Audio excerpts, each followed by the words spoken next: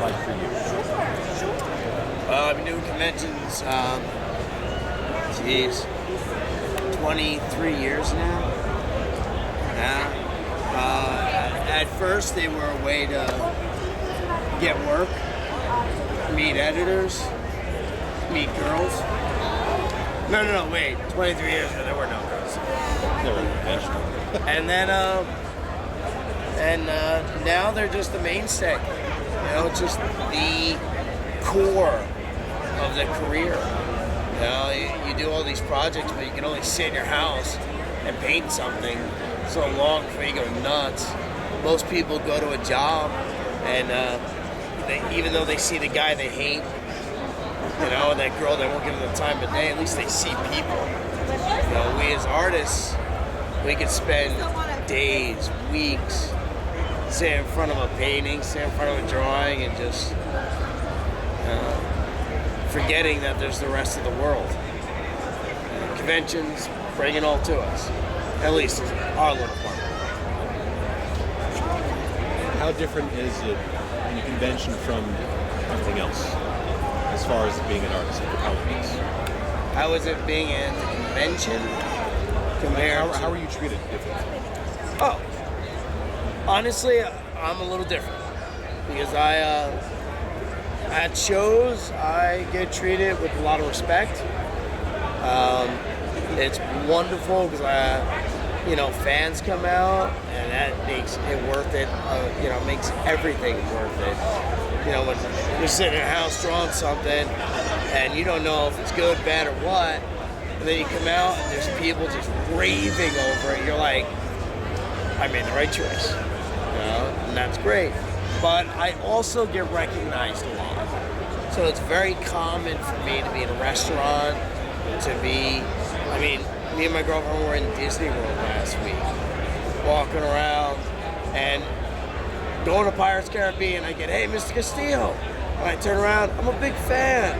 I shake his hand and I'm like, hey, oh, great, nice. How you doing? I turn around and I'm like a little kid going, yeah. And it's like, I want to call my friends. It's like I recognize Disney World.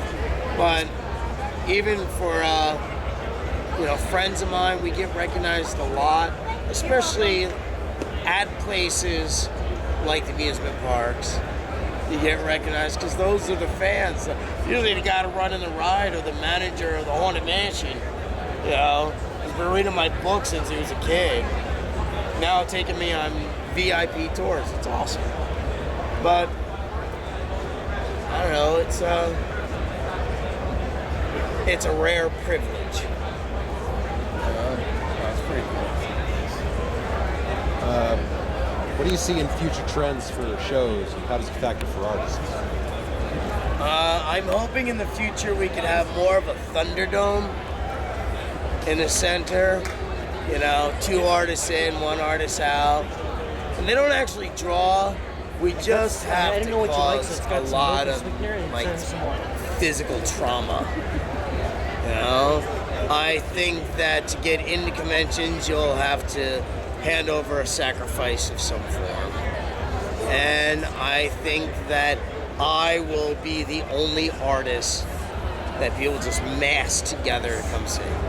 I mean, maybe my vision of it is a little off, or a little self-centered, or egotistical, or biased and kind of maniacal, but it's still good. It's a rock solid vision of the future. What was your first show like? Like your very first show? Oh my God, my very first show, I made $15. It was in New Jersey. It was a hotel show. And me and my ex-wife sat there and watched everybody walk past. Tommy Castillo. It was great.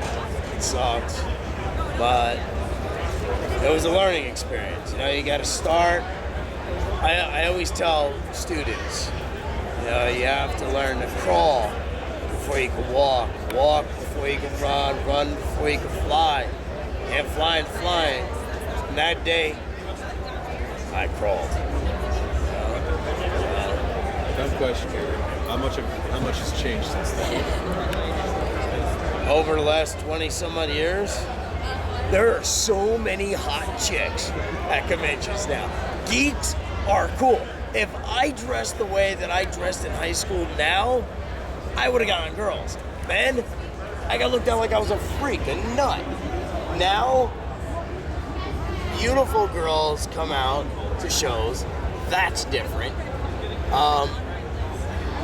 This is so socially acceptable that you're seeing entire families come out, and you see them.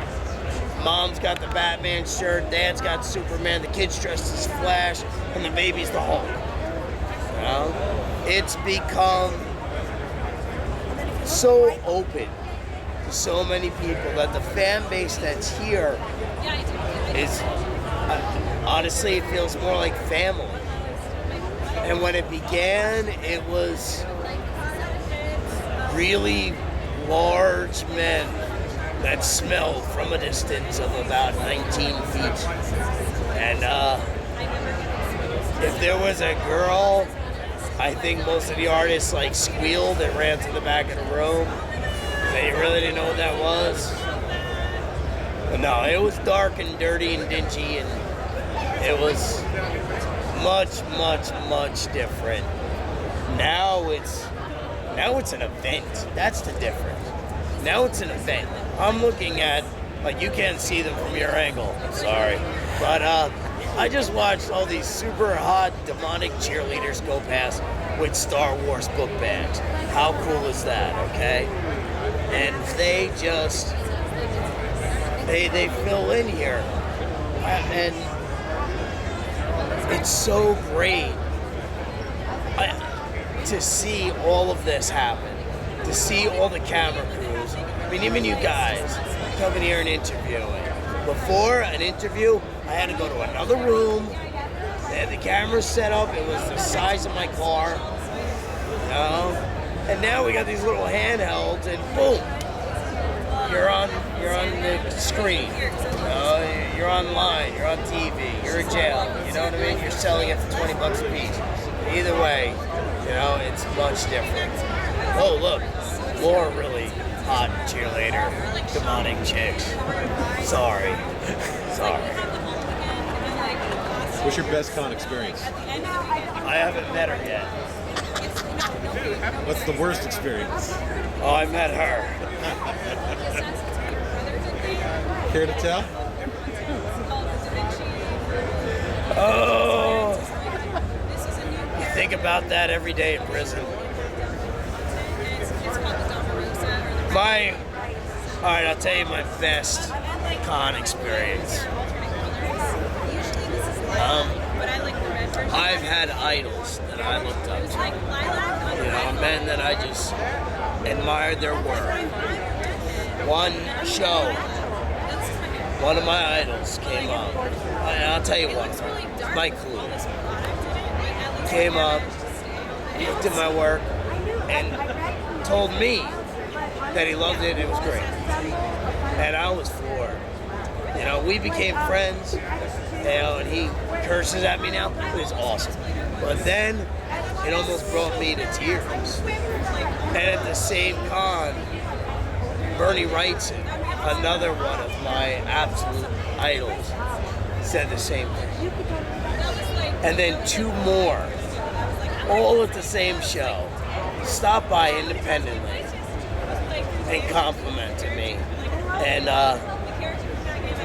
I play this big tough guy, you know, draw all these monsters and cool shit, you know. I was teary-eyed like a little baby. I was so moved and so pushed over. It was phenomenal.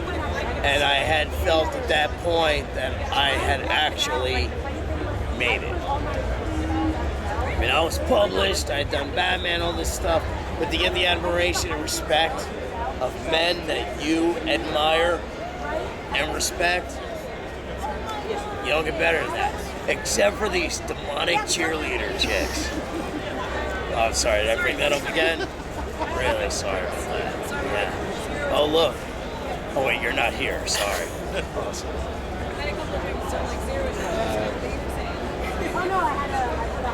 What first drew your interest into doing art in the first place? I was a professional cyclist from the age of 13 to 17. At 17, I wound up paralyzed in my right leg from an accident on my bike. I had never drawn before that, ever. My art teacher, Dan Iorio, in Keensburg High School, called me colorful names and said that I didn't have the guts. I was not man enough to draw this picture of a girl with sunglasses with a London Bridge in her glasses. And I pretty much said some colorful words back to him. And I started drawing. By the time I got out of high school, I had my first one-man show in New York. There you go. I have done nothing but sell my art and be published since that Mother Hubbard barked at me in high school at 17, but I'm 40 years old now, and I've done nothing but this since. I don't know what the hell he saw, what the hell he was smoking, but it was good. I think we're good.